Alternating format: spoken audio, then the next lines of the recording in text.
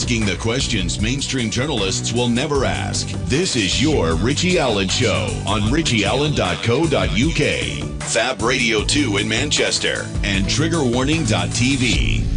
There's going to be a lot of interest in this, so tweet your comments to @Richie Allen Show. It's @Richie Allen Show on Twitter. Okay, that's how to reach me during the programme. Now, I wrote about this today. Quite extraordinary story. I suppose for a lot of people, an extraordinary story. Not so much for people who make programmes like this, or me, particularly because I've been covering this since early 2015. And I've covered it a lot. You know, we've had many, many people who've come on the programme who've been affected by this. We're talking about people who've had their children taken away from them and put into care. And some of them eventually put into permanent adoption for no good reason.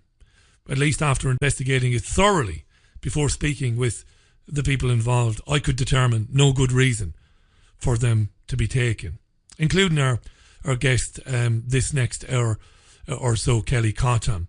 But the story today was in the Mail. I picked up on it and I wrote a bit about it and wrote a few opinions, or I outlined a few opinions. Basically, a nurse has had her 1-year-old taken away from her because she was in a play area with her son, the 1-year-old boy, and a social worker was there and reported the nurse because the nurse let him sit in a toy car that was judged by the social worker to be too small for the baby boy. The social worker said the toy car was inappropriate for him and told the family court judge that she also had concerns about the nurse's basic parenting skills. She observed, as I said, mum and baby in a play area. Now, the judge involved Eleanor Owens, named by the Daily Mail today, which is a good newspaper when it comes to this. It's only the Mail and the Telegraph that has ever really tried to cover this properly, this subject. But the judge was told the social worker didn't feed the boy appropriately and hadn't changed his nappy appropriately. And I mentioned today, not sarcastically but seriously, I wasn't aware that there was a government decree or a manual on how to feed and how to change your baby. And if you breached that, or if you failed to comply with that, you might see your child taken away from you. This is not an exaggeration. Now, the child has been sent to live with relatives, which is not the worst thing in the world. It's wrong, of course, but it could have been a lot worse. The mother will have supervised visits. Qualified nurse, the judge said the mum had an extremely low range of intellectual inability. Can't understand that, to be honest, but that's what's said. So she watched the woman spend about an hour holding her son, who was sitting in a Bob the Builder car, then filed a report. It's resulted ultimately in mum and baby being separated. How traumatic it is, obviously, for the mother, but imagine how traumatic it is for the 1-year-old child who's torn from his mother, doesn't have a clue what's going on. Nobody can explain it. I'm going to play you some audio before we introduce Kelly. It's audio she sent me today. I was aware of it. It's from a Panorama documentary which aired in 2014, summer of 2014. It was an excellent film by Panorama. It was called Exposure, Please Don't Take My Child. Excellent but sad. Excellent in terms of what it revealed, but sad because pressure was later brought to bear on the BBC and it's never really touched it or followed it up again. You're going to hear a man tell the story of the day that social workers and the police came to take his child, and you're going to hear some distressing audio because you're going to hear the mother of the baby, of the 6-hour-old baby, I think. I think the baby was born, it was a home birth. I think the child is not even a day old, and you'll hear him tell what happened, and you'll hear the moment they're taking the baby from the mother, and it's not nice. And if it affects you, you might want to turn down your sound for about 3 minutes. All right, this is Exposed or Exposure, Please Don't Take My Child, Panorama from 2014. This father had already lost his older children to adoption because he and his wife couldn't cope without support. The decision to take this child was made by the courts before he was even born. It was a home birth, pretty easy. I held my son. One of the midwives went outside. and got on the phone to social services to tell them that there's now a baby boy. Within just a few hours of the birth, social workers arrived. Outside the door there was, I think there was 5 or 6 child protection policemen and women trying to convince us to hand over our newborn son. I came in, I put the webcam on to record then. He secretly filmed social services actions from this point. I was hoping it would go viral and people would show it all over the internet, hoping that someone will listen. They started drilling the locks out and the whole flat seemed to vibrate. They drilled the locks out? Crying because there's a really loud vibration sound. And then the policeman comes in. If you're proud of yourself, what's the danger? What is the danger? I don't know touching people. There was no suggestion the baby was in imminent danger, but social services obtained a court order to remove him because they said he could be at risk of future harm. No danger. Where is the danger? They're just saying they've got an order, they've got to follow it, they have to follow their orders. So you feel there's nothing you can do to stop it. You feel powerless, useless, worthless. So can you pass him to me, please? To you what? I'm trying to help my wife to protect my son At the end of from the you day, lot. you're going to get arrested, aren't you? I don't care. Do you think I care? Right. I think I'm bothered if you arrest me. And then they started pulling my wife's arms. Please pass No! You're scaring me, which will scare him. Okay, well, I don't mean to scare you. And I definitely don't want to scare you. So please pass it. You're causing trauma. What's its mum? What do you think the baby wants as soon as it comes out? What's its mum? And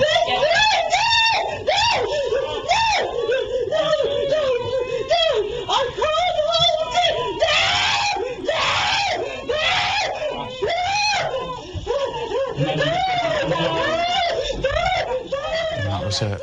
As soon as I got the baby out the flat. Would you calm down if someone stole your child? Goodbye. Yeah, I've seen that clip and heard it a number of times, and it's as distressing now hearing it as it is as it was the first time. Let's welcome back to the programme Kelly Cottam. It brings a lot of memories back to Kelly, I suppose, who had this happen to her back in 2013. She's a psychology graduate, and as I said, she works tirelessly to raise awareness about this and bring it to the attention of people. Remember, I said 32,000 children a year are taken from their parents. Most of them, not for anything they've done, but for what they might do. Kelly, welcome back to the programme. How are you? Hello there, Richie. How are you doing? Long time. Long time. I think August 2015 when you came on. The year after that, I think I did a phone-in where we brought people on who'd experienced it, and I think you joined in for a couple of minutes, but we've not had a proper chat since then. And I know you're going to update us a little bit on what's been happening to you, but before that, not to be in any way melodramatic at all or anything like it, but that can't be easy listening to that. And I know you've seen that documentary. I had to turn it times. down, just as you said. Occasionally, sometimes when I forget why I'm doing this and I've been trolled and parents aren't listening and I feel really down, I sit and listen to that and I remind myself that whatever level the parents are at standing up for their own children, it's not about the parents, it's about the children. And I just hold myself in it and I keep replaying it and I keep replaying it, just to keep that why I do this, why I have to keep going. And also remembering that my own children have those silent screams within themselves and can't express themselves. Obviously, through social media, I've been able to deal with my trauma by taking it out on social media, I suppose, and knowing that somebody heard. But what I never expected, and I still am gobsmacked about it on a daily basis, is the amount of people that came forward just by me doing a hashtag. They've got my kids, social services have got my kids, what do I do?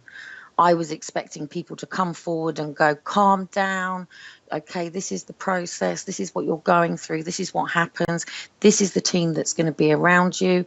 understand why they're going through this investigation with you, to really help me see what was going on and understand the trauma I was going through. But it wasn't. In fact, nobody knew what to do. People were out there on the media already. Ian Joseph is the first person that you come across if you Google, social services have removed my children. Straight away, he's telling people to run away. And now what happens if social services, and please, please, please remember, social services, we need them. We need some form of authority and government that is standing up for children when parents are taking children below the threshold. That's a fact. Whether it be physical, medical, sexual or abuse. We know that parents are abusing their children. We know this. It is fact. Now, what I'm saying is if a parent has caused significant harm to a child, you take them to the criminal courts and you prosecute them for a crime, and then you trust your justice system for people to be rehabilitated, and the children then would be within the family vicinities with the proper support, the proper enablement, and, that family shouldn't then be left in a council house on benefits, living in a drone job. That person should be who they are, what they're meant to be about, in their own thriving identity, and coming through the services in a better way than you do on Jeremy Kyle and Super Nanny. Yeah. But unfortunately, people are coming into these services because there was actually 2 tiers to social services: child protection and early intervention. And unfortunately, everybody is slipping through this net, and it is automatically going to child protection. Now, I want to sort of bring in, because you know what I'm like, I can go off on tangents and I can talk, and I know I'll keep you on the straight and narrow, because there's an awful lot I want to get through in the time that we have, and it's going to fly by, right? It's so complex. This is the challenge. But the thing is, I've been able to see this from many point of views, because 1, I was in foster care myself as a child. 2, I was always on the youth council, so I was always the person who used to mentor and be the person who used to sit next to somebody who was in foster care or adopted. And through my own foster care parents and my foster father, lucky I didn't go to one of your Manchester protests, because he was getting social services award of the year. Right. That would have been really funny. But luckily we had people on the inside of that. Now, we've been able to get a massive big perspective, because people have been trying to bring this out for 30 years. Rest her soul, ITV and Claire, who have been receiving thousands and thousands of letters for years and years and years. And this goes back to the times of the Magdalenes. Most people have seen Philomena. If you haven't seen Philomena, please watch it, because we still live under historical law with single mothers, and single mothers fall below the threshold immediately.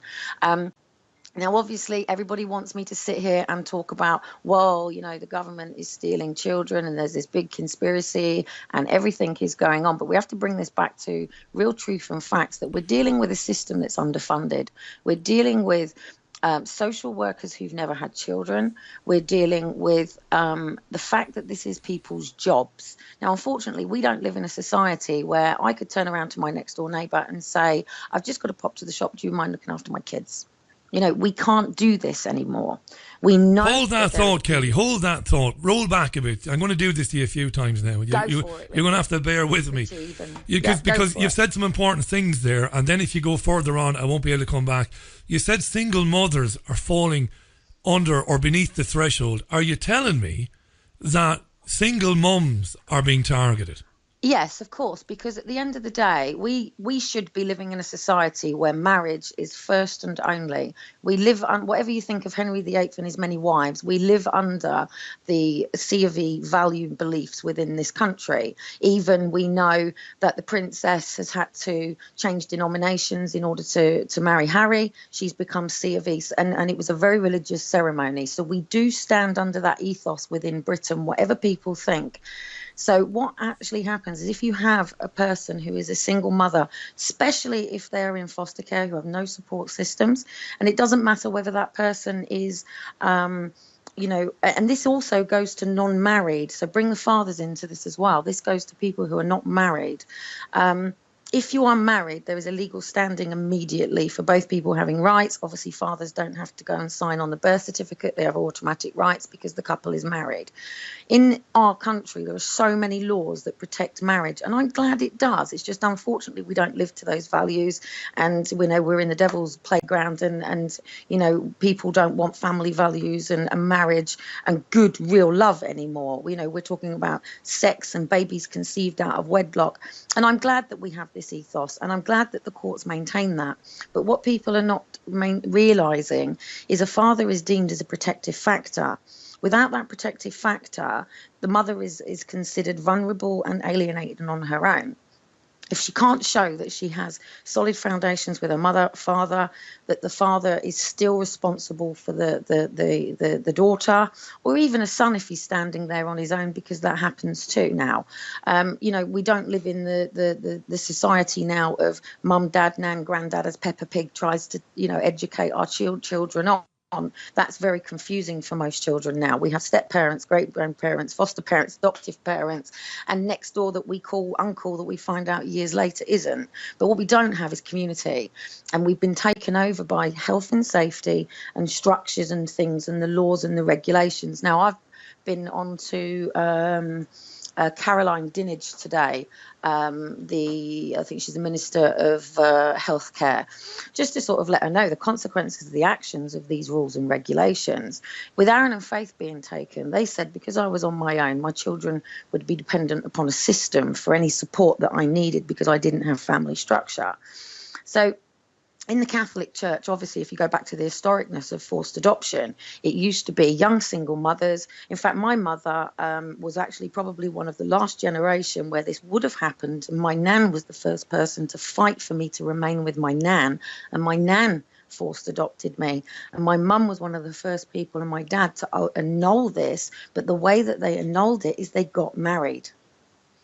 The court saw a married couple higher status than one person adopting a child, and it overrid everything because of marriage. I've always said to any couples that are going through social services, if you are not married, go get married, because straight away you're giving the father Really, rights. Kelly? I mean, because this whole society, this whole system, this paradigm that we inhabit, it's a sham. I mean, to have the judiciary and to have political leaders talk about family values and, marriage, it's an absolute sham, because these people don't practice or don't have these values. I'm not disagreeing that these are good values. I'm not. Look at yourself. It's a sham, Richie. right? I've made a comment tonight. Now, Yeah.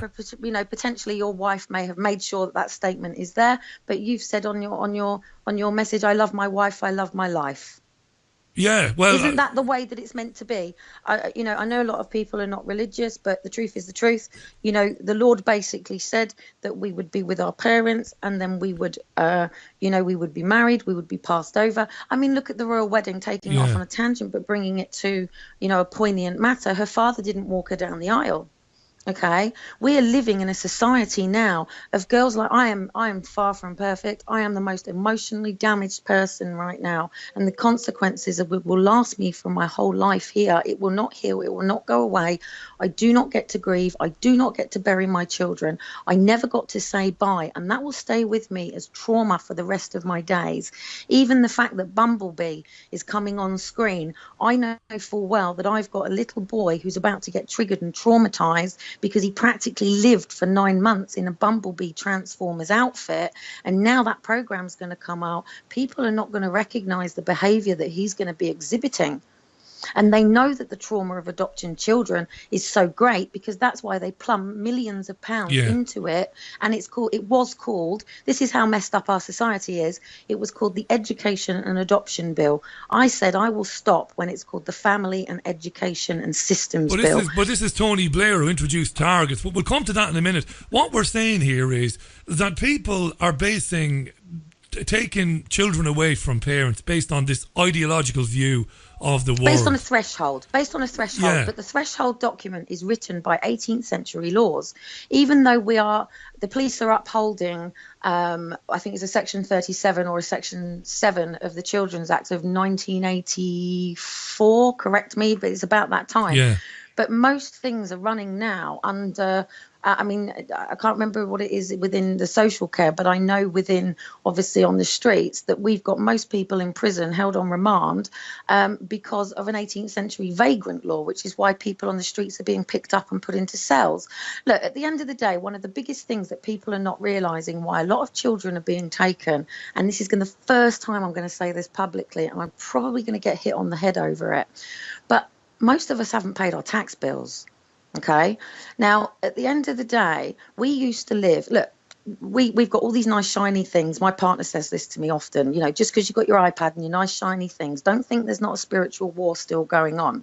Don't think that we still don't live in the structures of kings and queens and playing a game of chess, because that is still going on right under our noses. It's just that we've got the people so suppressed. Remember the film Ants? Yeah, you know, we all get up, go to work, all get up, go to work, look round in our iPhones. We are just completely blinded to this, to the dogmatic system and the laws that have been upheld, to the point that if a mother, I mean, mental health, just to bring it into it, because I've actually had another removal since, but I won. You know, if somebody has concerns for somebody's mental health, it's about who has the right to tell somebody how to behave. So that threshold and those laws is basically government saying this is the way that we choose for you to live, and this is what we need to uphold. If you cross these lines or boundaries, there are consequences. One may be prison. One may be we might stick a needle in your backside and section you because we're going to put you under the Mental Health Act. But this is all in our best interest.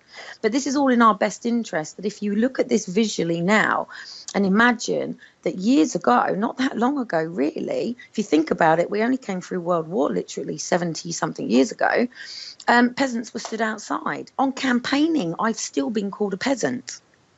So the lords and ladies are still living by this class divide that exists when we live in the most chaviest society I've ever seen. You're getting there now, Kelly. I wouldn't dare, I wouldn't dream, I wouldn't stoop, I wouldn't condescend to patronise you. I wouldn't dare. But you're getting there, you see. This is where I come from. This is beyond basically there are ideals. The state has an ideal. It has a mental picture of how children should be brought up.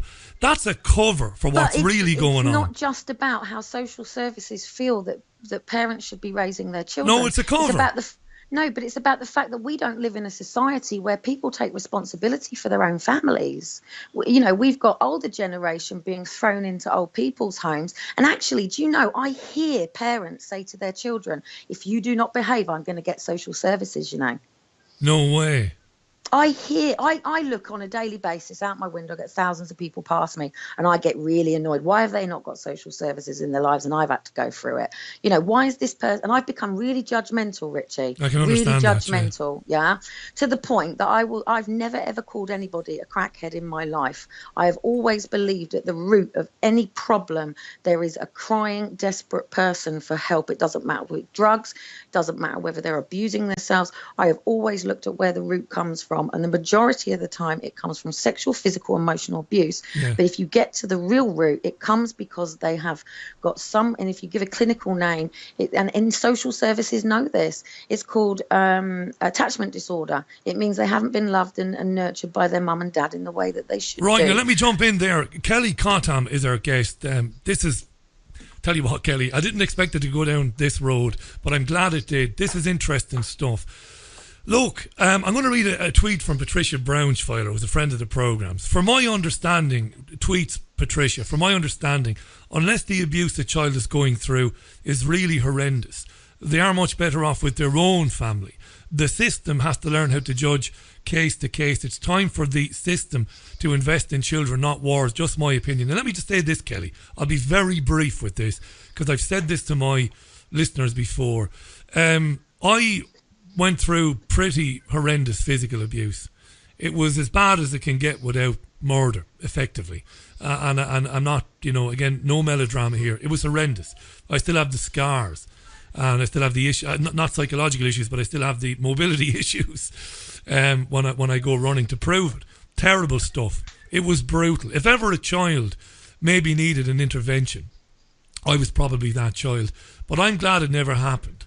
Because I would have been taken away from my brother and my sister. I would have been taken away from my neighbours, from my school, from my friends. attachment disorders. I'm with Patricia Braunschweiler. Unless there is sexual or physical abuse, the state has absolutely no right to walk into somebody's house and to tell that person how to raise their child. That's how I feel about it. Back to you. I mean, you can take the Indigenous children in this. At the end of the day, Australia had every right to go in there. Those children had gonorrhea, sexual transmitted diseases. The Western world had to do something about children.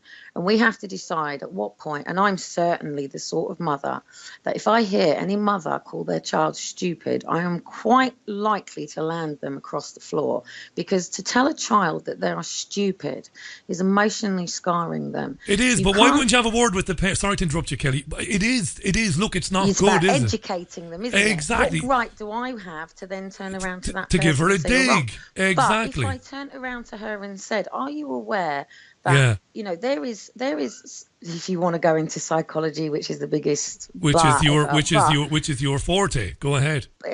I'll rip that to pieces in another radio show. But if you take sort of saying to somebody, look, there is some form of research that shows that words have power. Have you ever seen this really cool experiment where you can have 2 bowls of rice and you can give 1 positive words and 1 negative words, and you've seen how, one flourishes and 1 doesn't. We can prove it. We can scientifically prove it. Power of words is absolutely potent. If you believe in paganism, they've got us locked down in so many curses because of words. But at the end of the day, if I said to somebody, look, okay, now what if I said to you, for the next 30 days, how about you go and tell your child how beautiful, how wonderful, how amazing they are, and then see if their behaviour is wrong. At the end of the day, nobody's got a rule book to be a parent. No. Most people go to Super Nanny. I've seen people go to Super Nanny where on Super Nanny you've got parents holding the door down, you little fucking shit, I'm going to kill them. And you know what? They come out the other side with the tools and the strategies to work with the boundaries with their children. And never is there an option when she comes in, is she going, I'm taking your child.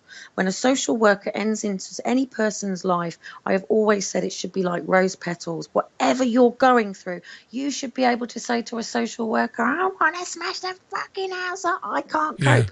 Because every person should be able to ask for help as and when they need it. It doesn't matter if somebody's feeling suicidal. It doesn't matter if somebody's feeling ill. We live in a world where people don't want to deal with other people's drama. People don't want to help other people unpack the challenges that they've gone through. And living with sexual abuse or any trauma as a child is shameful. We all go through the experiences of shame. We don't live in a society that is touchy-feely. Let's talk about how we feel about things. And psychology is living in a world of labelling and judging. And this is the problem with the threshold document, bringing it back to what happens in court. It doesn't matter what you go through. I can give you every label. I have a physical condition called Ehlers-Danlos syndrome, label 1. I have a learning style diagnosis of Asperger's, threshold 2. I also am diagnosed with borderline personality, threshold 3. I have also been in foster care. The fact that I've worked with the system before is seen as a negative, not a positive. Black marks against me. Yeah. I've been through sexual abuse. Therefore, straight away, what am I? I am a risk narcissist. Of future, and you're a risk of future emotional harm, they say. Because psychology says that those abused go on to abuse. Do you agree with me, Kelly? This dogmatic society. Do you agree with me? You see, Ian Josephs, whom I know you love dearly and you've had a lot to do with, and I've had him on several times. I had him on in a debate recently with a solicitor from I can't remember where, from up north somewhere, further north of me. You see, I think there are 2 things going on here. They're not trying to protect the child from Kelly, who was abused, who was in foster care, and who's on the spectrum. They're not, Kelly. They're trying to protect themselves from being sued. And, well, you see, again, it's good that we found something to disagree with. I'm not going to argue with you. I'm going to disagree with you, and then you can come back. For me, it's about 2 things. Firstly, and kind of on a lesser scale, it is a it's a £1 billion a year industry, number 1. Of course it is. And number 2, it's an employment racket. It's an employment racket, and I know that you don't agree with this, and I absolutely respect that you will not agree with this, because I come from a different place. Doesn't mean I'm right. I'm not arrogant, but I believe that there's an agenda to destroy the family, Kelly. Agenda 21, we know this right? To be true. I don't disagree with you. So one of the ways to do that is to destroy the natural bond between mother and child, and find reasons. Agenda 21 written? It was not written currently. No. It is old school dealing with the new school, relaying the same, and people in jobs and positions that don't have the power or the even stance, because most people won't do things for free, that most people won't get out of bed unless they're paid. So unless you've been through something, you're not on the front line doing it. And at the end of the day, nobody's willing to push it further, to stand there and go, hang on a minute, why are we all agreeing to this? One of the biggest problems with social services is everybody sits around a circle, right? Every midwife will tell me the same thing. I've just worked with Portsmouth Social Services and they've been amazing, absolutely brilliant. And they have listened and learned and done everything to make sure that, you know, we've got our two boys, you know, and what, sorry? And you got things changed. Yeah, we got massive change just by working with them, didn't we? I mean, they certainly didn't want to push it with us. I think they knew the complications with that. But who was that in the background, Kelly? Oh, that's my partner who just reminded me of something. Good evening, partner. Good evening, partner. Good He's evening, a mysterious man who literally rescued me from Downing Street. Who shall not be named. But he was the protective factor. Yeah. So, you know, and the other thing is, one of the things that Portsmouth did that was very different is when I sat there and said, if you come through my door, you will go out with a bullet to your head. They never went and got me sectioned. They never went and got the police. They sat down and they said, we don't understand how this feels to you. They would refuse to tell me whether they had children at the time. Nobody. I kept asking everyone, have you got kids? I need to understand. Do you have kids? You don't know what this feels like. And I would say to any person out there who does have a child or who's been responsible for somebody who has a child, if you're walking around a shop and then all of a sudden a child moves in a different direction and you've gone past the, you know, so-and-so, come here, where are you? And then all of a sudden you're going to, where are they? Parents like us who've had children taken, exactly the same as people who are in the family courts for denied contact or parent alienation, even grandparents who are separated because of, they all go through it. Kelly, I tell you what I want to do. Innate bond to your child, that pain never goes away. That's the feeling, like the mother that you heard screaming and the baby that you heard screaming. That pain never goes away. And we are dealing with a very fragmented society now, and that number is going to keep going up, keep going up, keep going up. It's getting worse. 32,000 a year. And until we come in and intervene, now I'm doing quite a lot. We have had, now when I spoke to you last time, obviously I was going off with my partner. We, you know, at the time we were both living out on the streets campaigning. We had a car that somebody had donated to us, and obviously I found out I was pregnant. You know, we didn't know what to do. Were we going to run? Were we going to stay? We chose to work with the system. I've had a totally different perspective because also, just I don't want to get more involved with this side because I also do agree with the right to a private life. But it's given me a great education because in September I had a wrongful removal of me and my son, and I was detained under the Mental Health Act, and I was imprisoned, and my son was removed. And I got to see this from a complete mistake, and I have this now in the court processes. But one thing that this done to me is I've got a solicitor involved in taking action against them. And when he sent me the forms, I went, really? Is that all I had to do? It's that easy. And what people need to understand is when social services come into your life, they will either send you a letter to say that we have cause for concern. Kelly, do me a favour, hold that thought, because this is dynamite stuff, particularly what happened to you in September and how you were able to use the system to prevent you losing this. We got him back baby 5 days later on Bank Holiday Monday. That's magnificent. I didn't know that. Right, hold that thought, 'cause I have to take a break. Right, when we come back, we'll talk about that specifically. And you talked about, you know, what people can do when they get that letter. That is educational. So we'll do that when we come back. And then I want to talk to you about the amount of children, because they are children, who go missing from care every year. This is one of the biggest unspoken, uncovered stories in the country. All these children go missing, and you've obviously been through the care system yourself as a youngster. So we'll do that. Kelly, we got about 2.5 minutes breakthrough and grab a glass of water. A glass of water there. Kelly Cottam is our guest. She'll be back with me in a minute.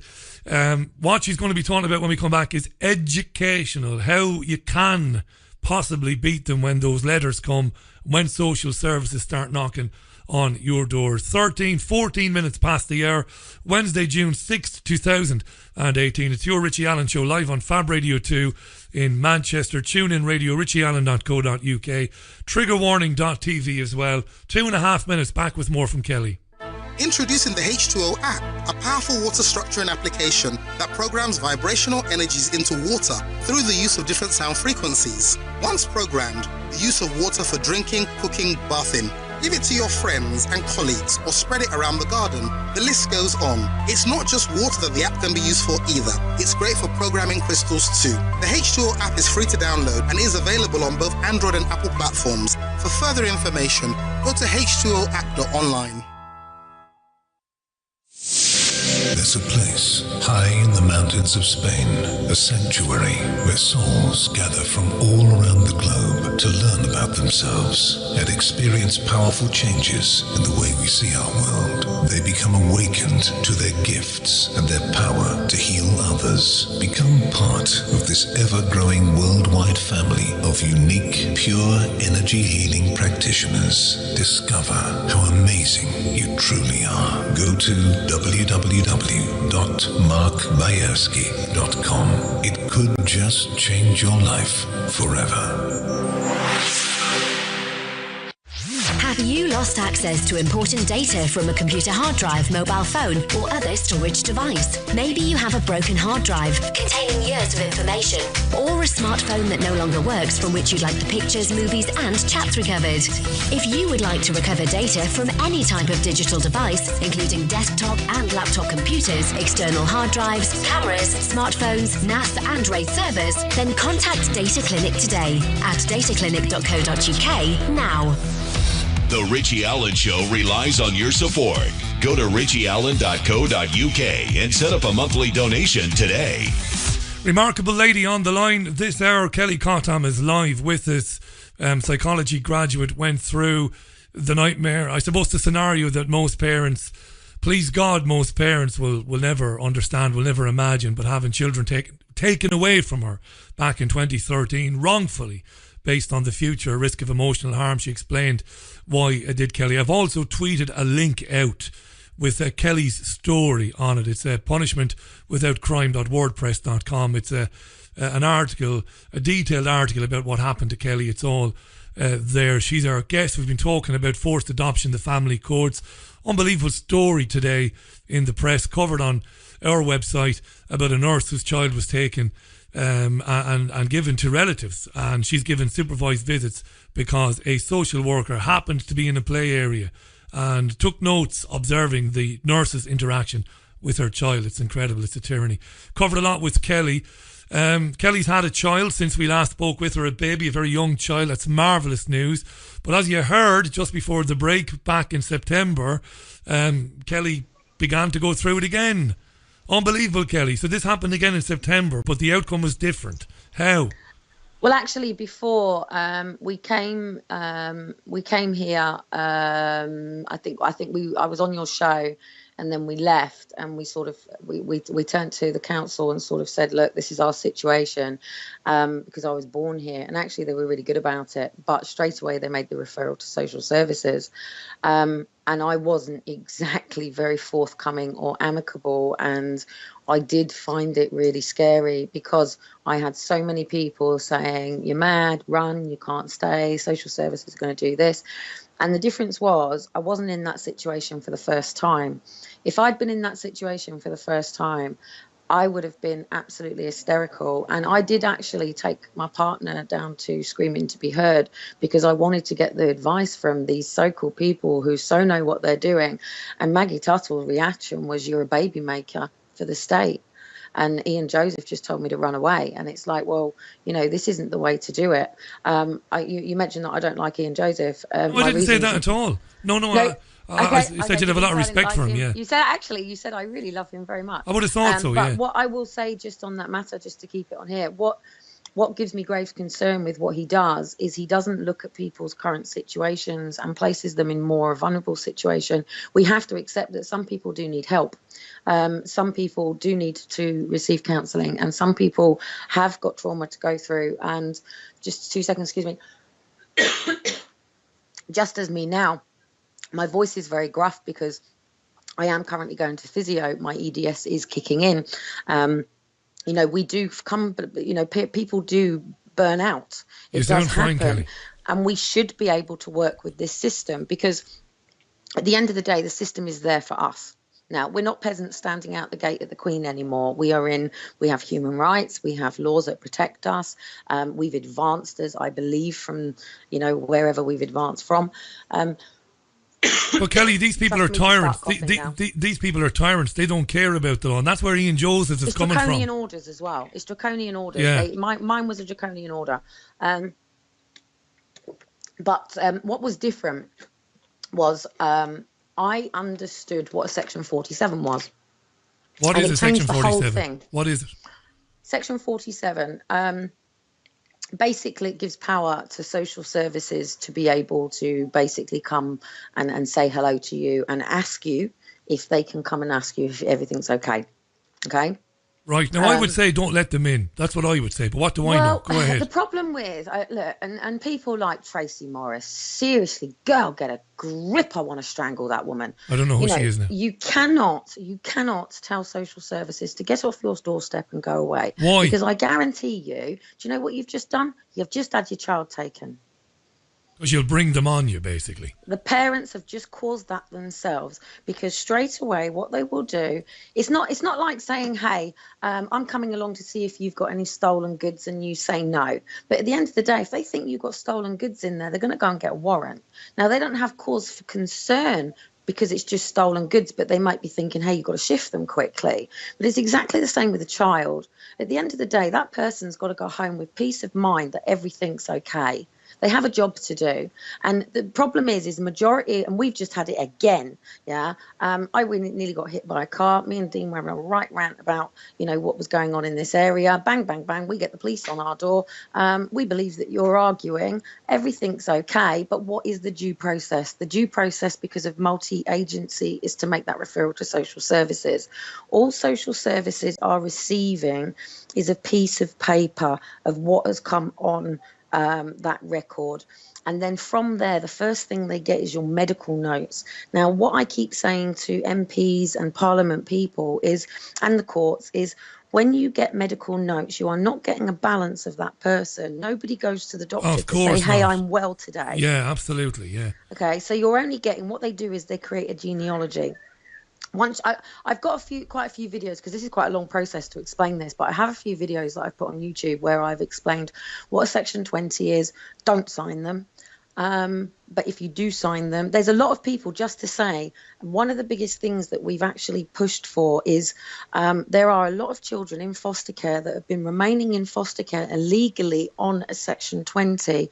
Social services only actually have 24 hours to respond to every inquiry. After that, they have to either throw it away or throw it to the courts. Police, once they come in, if they do a removal, they can only get that order granted for 72 hours, as long as you understand the process that you're in. And one of the things I'm trying to educate colleges, universities, and within the structures of the training is, when you're dealing with a parent, you've got to realise you are approaching a lioness. You can't just come in with, hey, I'm the social worker, happy-go-lucky, and by the way, I've got a nice little letter here that says that if you don't speak to me, I could take your kids. Remember, social services do not have power to take children. No social worker, unless you hand your children over yourself, which they do coerce. They do. In fact, I don't think they even understand. I don't think they understand. At the end of the day, they go through their training. They think that you know what they know. Because at the end of the day, if you have a child and we live in a society, it's your responsibility to know the laws that your children are in. If you put your child into an education system, you have the responsibility of the parent to know who those people are, what they're about, and what situation you've just put your child in. It's only the police that can remove the children, and it's only either done by child protection order or by a court-granted order. Yeah, okay, because the social worker runs to a family court judge and will say, we have reason to believe this, or we have reason to believe that. The problem you have... change that. Social workers don't have the power to go to the courts. You still there? Yeah, of course I am. Yeah, explain to me Yeah. then. Okay. Social workers don't have the power to go to the courts. What you have to remember is within every organisation there's a structure. With every social worker there's another social worker or a manager, and then you have the administration people. Social workers are just witnesses. Of They're course, just so it's social information services gatherers. as a whole then. So yeah, that's what I should have said. And one of the problems is once a social worker comes in, how transparent is a parent really going to be? You see, where we might disagree, I think it's a tyranny beyond anything I've ever come across. That somebody... Of course, you have to accept... Let me just explain this much, right? And then I'll shut up. I think it's a tyranny beyond anything I've ever come across that some woman or some man can come knocking on your door and say, I want to see your child. Excuse my French now, Kelly. My response is, who the fuck are you to want to come and see my child? I said exactly the same to the social worker. As you should have said. How would you feel if I knocked on your door and said, you and your partner were arguing this evening, everything okay? I said, you'd bang that door closed and you'd send me out. Well, you said the police earlier on. The police can't come to your house without reasonable grounds. They have to have a warrant. How can a social worker knock on a door? Oh, we know you had a baby 2 weeks ago. We're coming around to check everything is fine. My response is, if I'm to be honest, Kelly, there's a lot of bravado here. My response is not actually to say fuck off. My response is to politely say, listen, I have a doctor. My family doctor is taking care of all those needs. Ta-ra now. Bye-bye. It's as simple as that. You don't legally have to have a family doctor. I've got two boys that aren't immunised. And social services have actually been cool with the fact that we don't have children that are immunised.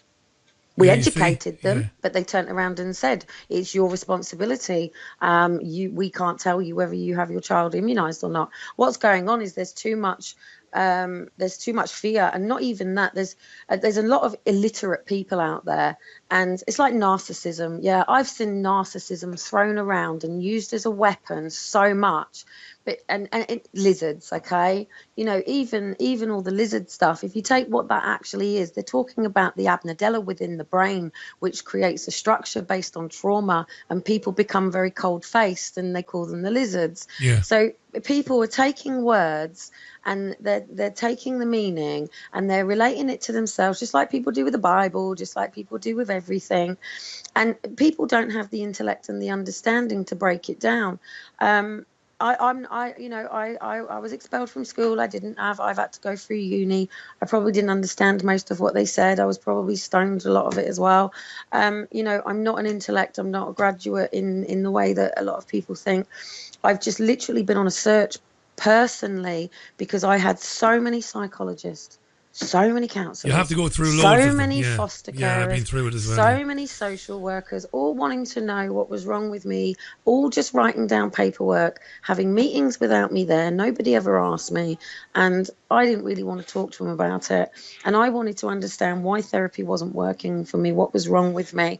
I am a narcissist. My partner will tell you that I can be bloody abusive sometimes with my trauma, usually when I'm protecting forced adoption, because a lot of people want to take me away from it. Yeah, but it doesn't mean you're unfit to parent, though. This is the thing. And look, this... Well, I'm clearly not. At the end of the day, I've got a 22-year-old who's had his own son. I've got a 19-year-old. Both of my boys are independent. In fact, my 19-year-old is at university, who runs his own farm with his girlfriend and the father, who has been self-employed since he was 16. Aaron and Faith were taken, who at the time of being taken, at 2 and 3, were both potty trained day and night. Both were speaking, both were articulate, both were well rounded. Kelly, let me remind the listeners what you're talking about here, because we're jumping backwards and forwards between things. But I still have 2 children now, and you have 2 children now, twice. And you had children taken away from you that you don't have custody of back in 2013 for nothing. Children whom you never raised a hand in anger against them, you never harmed them, because the tyrannical state decided that because of your experiences, because of your condition, you represented a risk of future emotional harm. It's a tyranny when we have a situation. She said, if you don't help you out, what's going to happen? I said, I'll end up smashing the Xbox up or killing the kids. Yeah. I didn't mean it. Yeah, but how many parents say stuff like that? I didn't mean it. I didn't expect to like have this phone call and I've got to take them up to the hospital, get them checked out, and then have a police officer because a mother is going, no bruises, goes, mother's just threatened to harm child, and next thing I've got a police officer in front of me saying, if you don't hand your children over, we're going to take them and you're not even going to say bye. I'm trying to ring an actual solicitor that I know who's a family. He's telling me no. Kelly, and let me next just. thing I know, I'm gagged. And you're gagged, of course, yeah. And I want to mention again, I've put the link out on Twitter if you want to read Kelly's story. Kelly, I grew up on a street in Waterford City, and a friend of mine, when we were younger, he had a mother who'd been separated. There was no divorce in Ireland at the time, so she was separated, and she was living with her new boyfriend. He was a good guy, and my friend, who would have been 11 or 12 at the time, he had to sometimes listen to his mum go off the deep end because his mum suffered from a type of depression, and every now and then she'd go into rages and she'd scream and shout and bawl and all that, and we all knew that in the neighbourhood. We all knew that. But I remember years later when we were growing up talking to my friend about his mum, and he said how much he loved her and how much he loved looking after her, and how he was able to understand what was wrong with her and what she was going through and all of that, and he'd never swap her for any mother in the world. Now I know if you fast forward to 2018 and if you put those people into a town in this country, he'd have been taken away from his mother, and that was wrong. It's a catch-22. I mean, children are being left that should be taken and children taken that shouldn't be.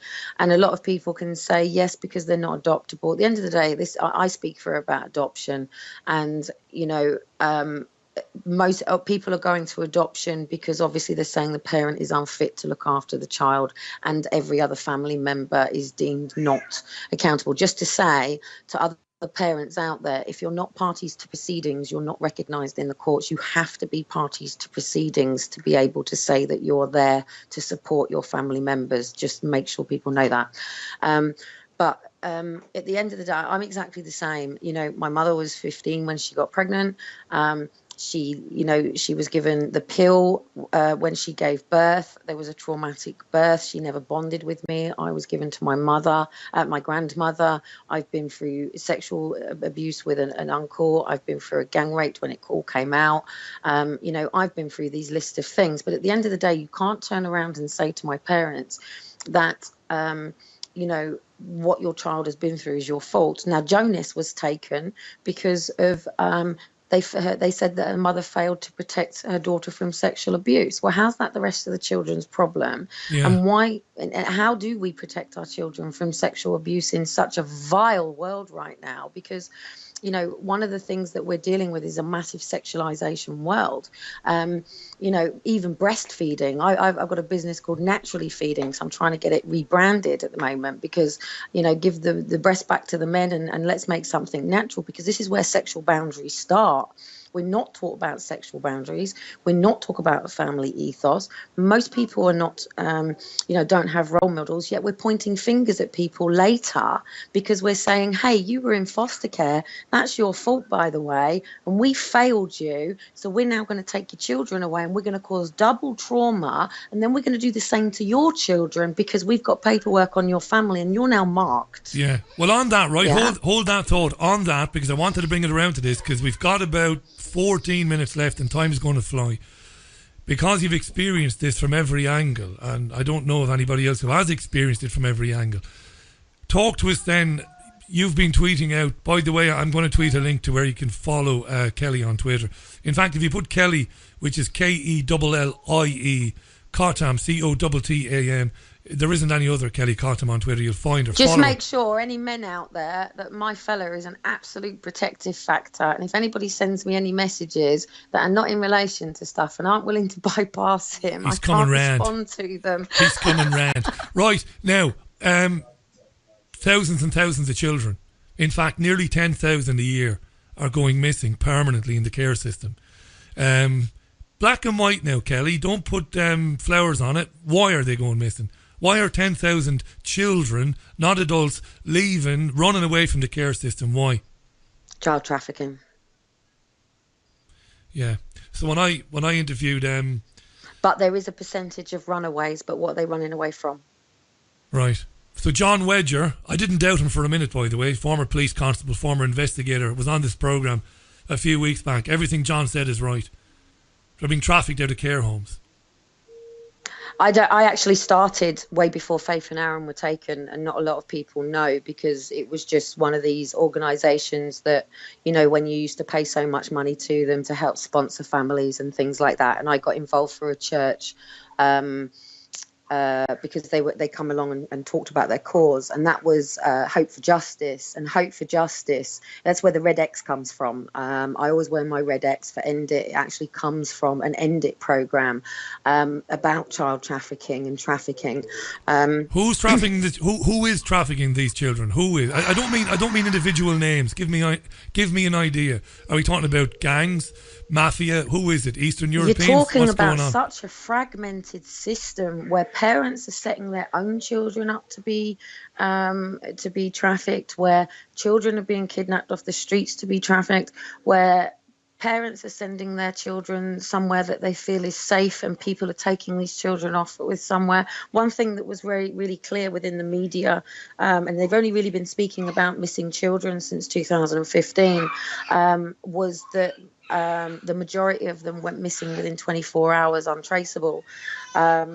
A lot of them were found. They tend to be runaways. What people forget is we talk about the people who were sexually abused and who have been trafficked, but we don't talk about the people who got away.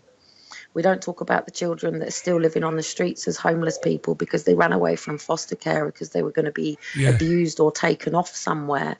There's a lot of stuff on the press that obviously it's coming from another nation. I'm not going to even give you the nationalities that are being used because I will get absolutely, ruled, and I don't have enough information to arm myself from. Well, I can say it. I follow this. I've been following it for years. I can name these nations. I have no problems.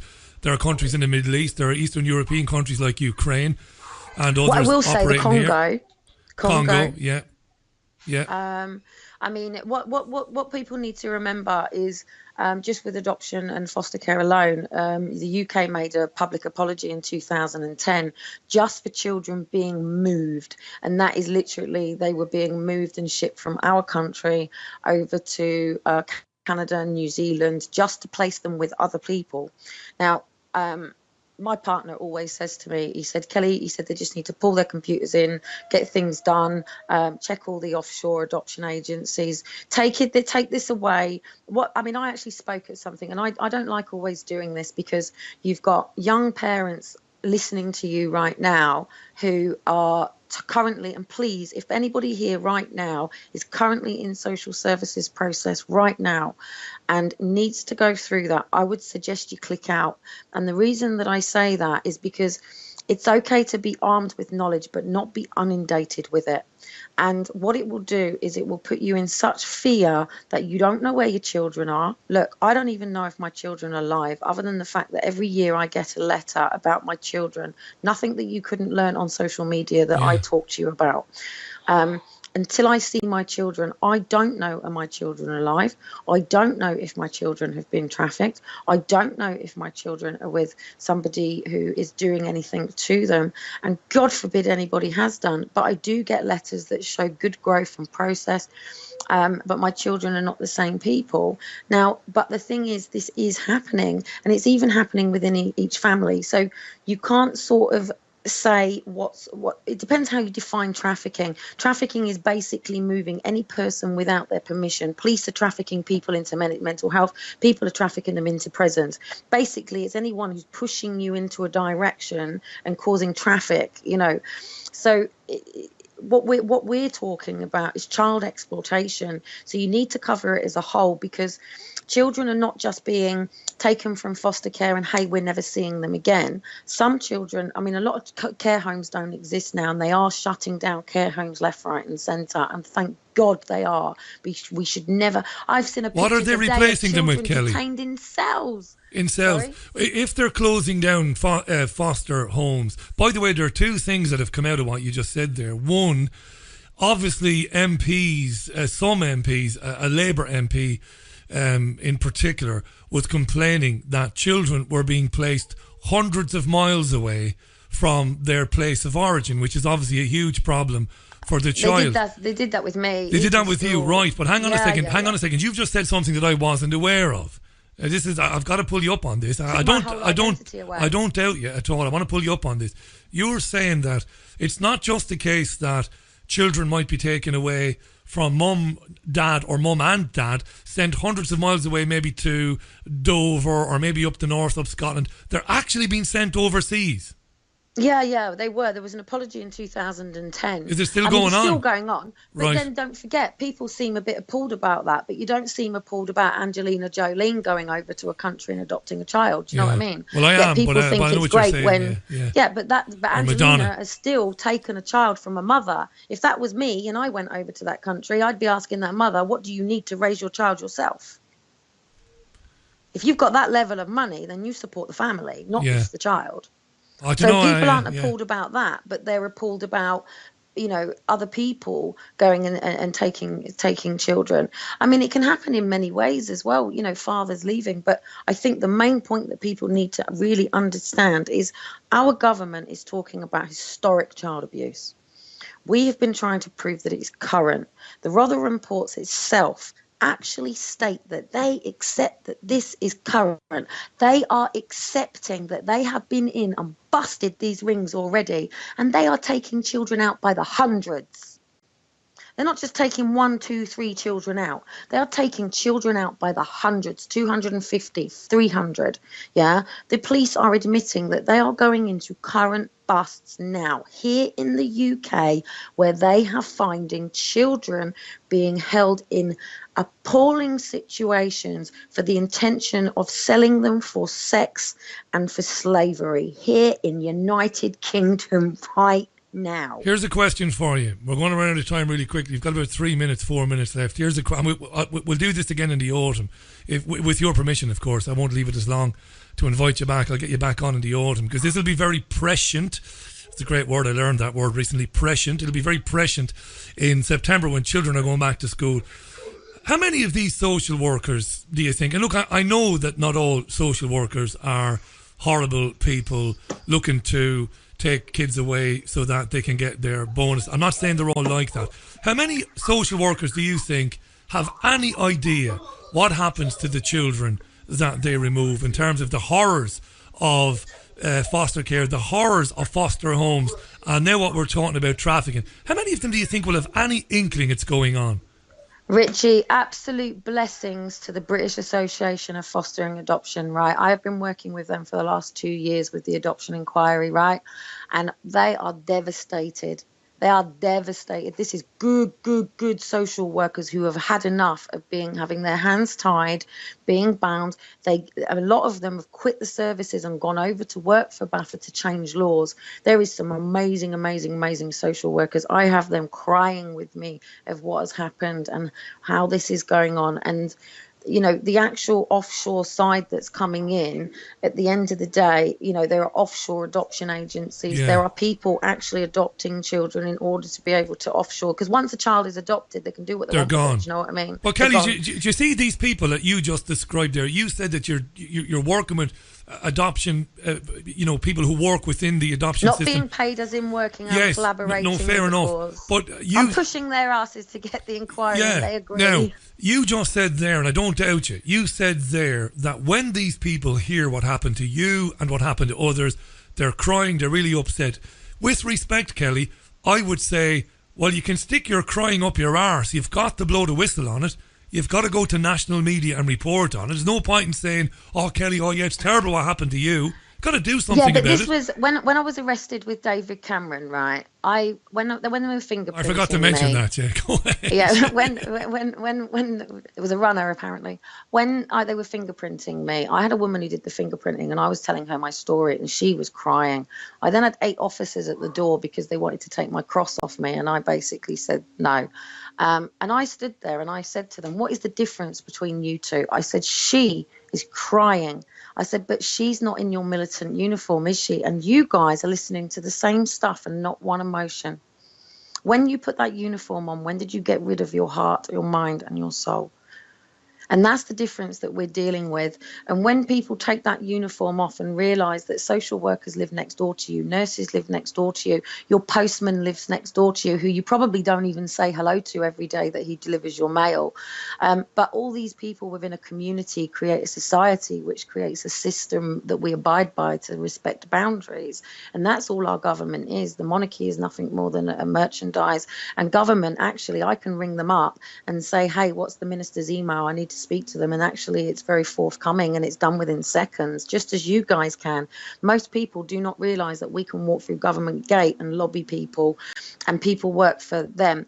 The MPs are just as appalled. I mean, I do the whole Red X. People know I vote for no confidence, people over parties, all that sort of stuff is another movement that I'm about. But I get the MPs on every day. And what people feel is they don't know what to do about it. And this brings us back, and it's probably a good way of wrapping your show down, is do you wait for a child to be abused? Or do you take a child from a situation that you know is going into fire?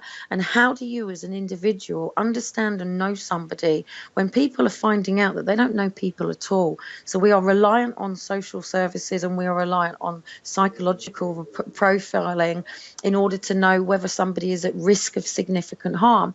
But would you as an individual, if you knew, I had a situation the other day and I said to my partner, did you see that?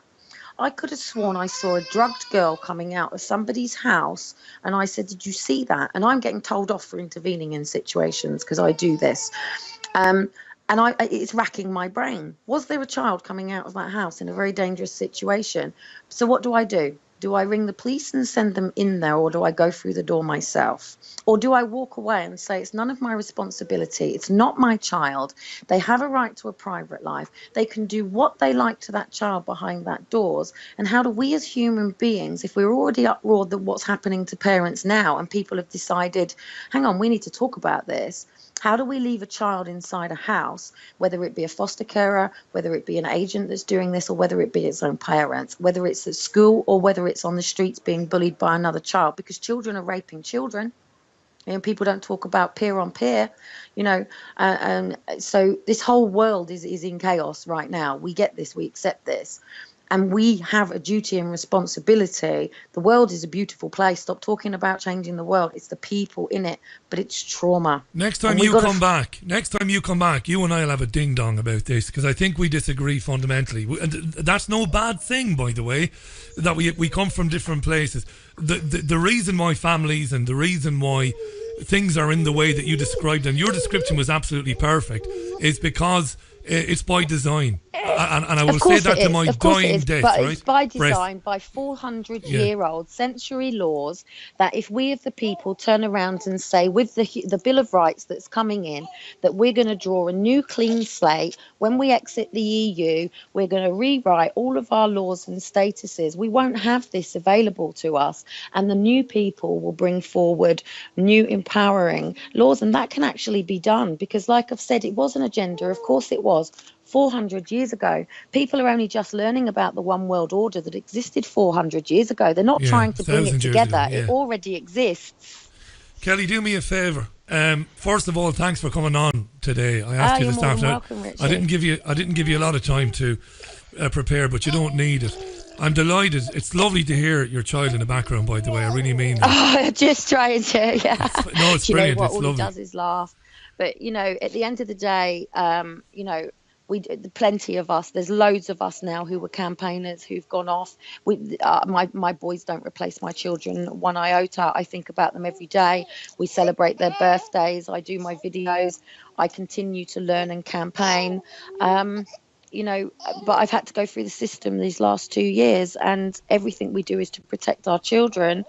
I'm glad it worked out for you. From everything. I'm glad it worked out for you with your baby there, and everybody who's been listening tonight, who's been tweeting, and we've had an enormous amount of tweets, obviously still very upset on your behalf about what happened to you 5 years ago, and hopefully there'll be retribution. I don't mean retribution in terms of revenge, but that will be put right before too long, you know. We're just about to wrap up. Well, I'm happy to speak anywhere, Richie. It's just that I will not be anything that's against. I don't want to feed the problems. We accept the problem.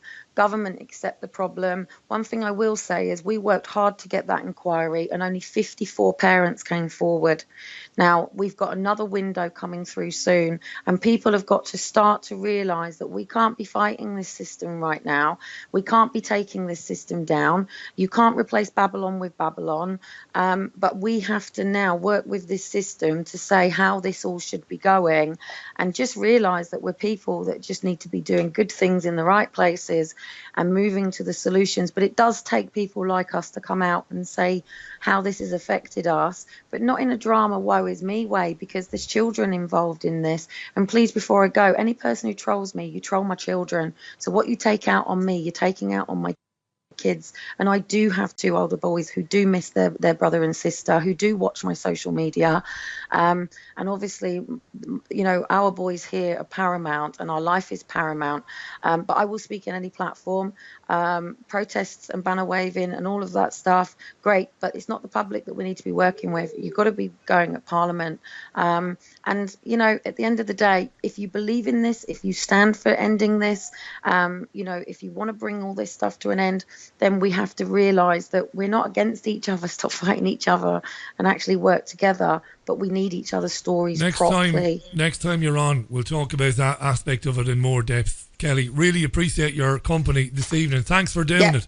All the best to you, and speak to you real soon. I'll let people know when the class action is all ready. We've got the human rights solicitors and, we'll report on it then. And it will move forward, with time. Thanks, Kelly. Cheers for that. Bye for now. Kelly Cottam live on the line to us this evening from her home, and you heard her gorgeous child in the background there with her extraordinary story, hers, and well, it's not over yet.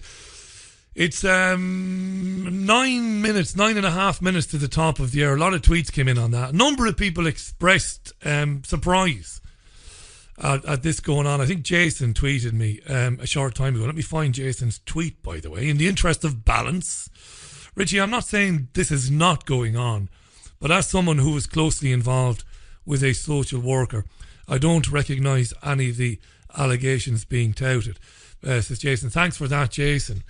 Of course, I don't doubt you for a minute. I don't doubt that you don't recognise that any of it is going on. And if you're involved with a social worker, you know, I'm sure the person you're involved with is, you know, is a decent human being and tries to do right by people. But the fact is 32,000 children are taken into care every year. That's, if you just think about that, just think about that number, 32,000 people. That's a football stadium full of children that are taken away from parents. And the statistics bear out this, that the majority of them are not being taken because of physical or sexual abuse ongoing. The majority are being taken for the reasons I outlined in the article I wrote today. Risk of future emotional harm, because the mother had issues, because the mother had a difficult life herself. Kelly outlined her own story, because she was in foster care herself, because she was on the spectrum. Risk of future emotional harm, Nostradamus stuff. We're going to intervene now because there's a chance that in the future you might cause future emotional harm to your child. How could you possibly quantify future emotional harm? Who gives any man or woman the right? What gives them the right to suggest that you might, you know, cause emotional harm in the future? What constitutes emotional harm? You know, shouting at a child when a child has done something wrong, even swearing at a child, is that good enough to say we've got to intervene there and take the child away? I grew up in the Republic of Ireland. You've heard that one before. You know, I know it's a cliche about the Irish and swearing, and we play on it, and I play on it sometimes. But people swore in working class communities. You know, if you watch that Alan Parker film, the Roddy Doyle book, The Commitments, that's the way parents carried on. It's a comedy, but that's the way it was. You know, there was always somebody shouting, but did it cause emotional harm? Now, outside of the physical abuse I put up with, the shouting and all the rest of it, I wouldn't say it constituted emotional harm. I'm a generally laid-back person, but certain things get me wound up. I can become highly strung, and I can raise my voice. Does it mean that I'd be unfit to parent? I mean, I'm pretty certain, in fact, I am certain, that, you know, if I was looking after our child, I certainly wouldn't be swearing, let alone shouting at our child. I've got a lot of patience with children. I used to look after children through football coaching and stuff. And I know it's different, you hand them back at the end of the day and all of that, but I'm pretty sure I wouldn't do any of that. But what gives any social worker the right to turn up on somebody's doorstep and ask for access? Oh, you had a child a couple of weeks ago, we're just turning up to make sure everything is all right. Who the fuck are you? Based on what? What have you heard? What do you know? Nothing? Will go away then. Baby's doing really well, thanks. In fact, she's asleep now.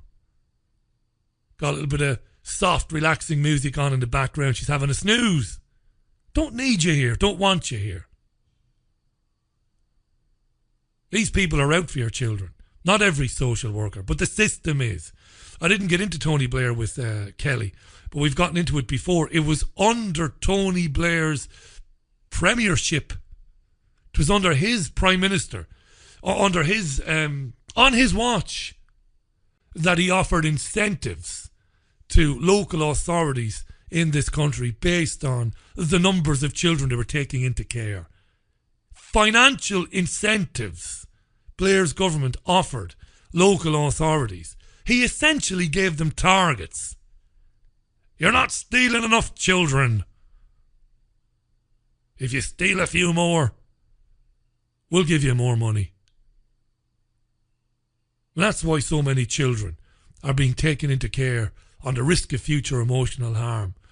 And I disagree with Kelly. There's no harm in that. When she talks about Ian Joe, I agree with Ian Joe. Says I think Kelly's wrong on that point. She'll take me up on it next time I get her on, no doubt. Absolutely wrong. If you've decided that you don't want to immunise your child, if you don't want to unleash that toxic tidal wave of shit into the undeveloped immune system, and they start asking questions, and the doctor starts saying we're going to report you to social services, well, you better figure out really quickly just how principled is your stance on vaccinations. Because if you can let it go and allow the doctor to vaccinate the child, fair enough. But if you can't let it go because you believe that there's a good chance the vaccination is going to harm your child one way or the other, well, then you've got to run.